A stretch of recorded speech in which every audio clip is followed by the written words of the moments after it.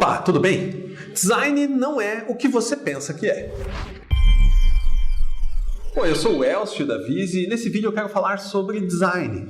Nesse e nos próximos, a gente vai fazer uma série sobre isso.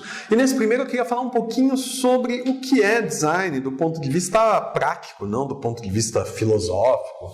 E por que isso importa? Onde é que eu estou vendo muita gente errando por não entender esse conceito básico, esse conceito fundamental. A primeira coisa, design é uma disciplina que combina uma porção de outras, mas que não é nenhuma delas. Tá? Então design não é arte, não é estética, não é comunicação, não é técnica, não é tecnologia, embora um designer saiba sobre esses diversos assuntos. Ele sabe um pouco, pelo menos, de todas essas áreas, mas design é muito mais do que isso. Design é a combinação dessas coisas com um objetivo, né? Com um objetivo específico. E essa é a diferença entre design e arte, essa é a diferença entre design e comunicação, essa é a diferença entre design e tecnologia. A design tem um objetivo específico, que é conseguir que as pessoas façam alguma coisa. Então, a gente está falando de design de maneira geral, mas obviamente, você sabe, eu lido muito com web, então eu estou falando de design de websites, design de e-commerce, design de produtos digitais, mas você pode aplicar isso para, na verdade, qualquer coisa. Então, qual que é o papel de um designer? É construir alguma coisa que as pessoas vão conseguir usar, que elas vão ficar felizes em usar, que elas vão conseguir atingir o objetivo. Nesse aspecto, o design é um processo completamente subjetivo. Então, se você chamar 5 designers para resolver um determinado problema de design, você vai ter 5 soluções diferentes. Mas ele é um processo que tem uma métrica objetiva. Quão bem aquele design funcionou? Quão bom é um design? Como é que você mede isso? Medindo se as pessoas estão conseguindo realizar o objetivo, medindo se esse design mudou para melhor os números certos do negócio, os ponteiros certos do negócio. Então, a diferença entre dois designs se mede pelos resultados. E isso é bem interessante de entender, porque a gente está falando de algo completamente subjetivo. Então, você olha, por exemplo, 2 propostas de design para uma interface web. Então a pessoa desenhou aqui um modelo e desenhou aqui outro modelo. Legal. Qual é melhor? Aquele que eu gostei mais. Aquele que eu achei mais bonito. Então, de verdade mesmo, qual é melhor? Você testa os dois, você coloca pessoas para usar os dois, e qual dos dois cumpriu mais o objetivo? É um e-commerce? Qual dos dois vendeu mais? É um site de atendimento? Qual dos dois permitiu as pessoas resolver os seus problemas de um jeito mais rápido e as deixou mais satisfeitas?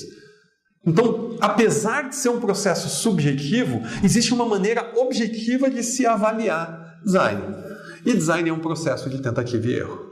Essa ideia que eu falei de você ter 2 designs e testar e etc., ela pode parecer assustadora para muita gente, porque a gente tem feito design, tem planejado design de um jeito errado, imaginando que há uma etapa dentro de um processo, uma etapa inicial dentro de um processo de construção de um produto, que é a etapa de design. E isso é verdade, porque boa parte dos nossos métodos de planejamento vem da indústria. Então, quando você vai projetar um carro, você precisa fazer o design do carro e você precisa ter muita certeza desse design. Você precisa conferir tudo. O design tem que casar com a engenharia, o design tem que casar com o marketing, o design tem que casar com os processos produtivos, porque depois você vai produzir 10 mil desse carro. E você não pode, no meio do caminho, mudar de ideia. Mas quando a gente está falando de produtos digitais, a gente está falando de algo que a gente consegue testar no mundo real e mudar de ideia e voltar atrás. É muito mais simples, é muito mais barato do que projetar um carro ou projetar um eletrodoméstico. É um processo que pode ser um processo de tentativa e erro. E, na verdade, design é um processo de tentativa e erro.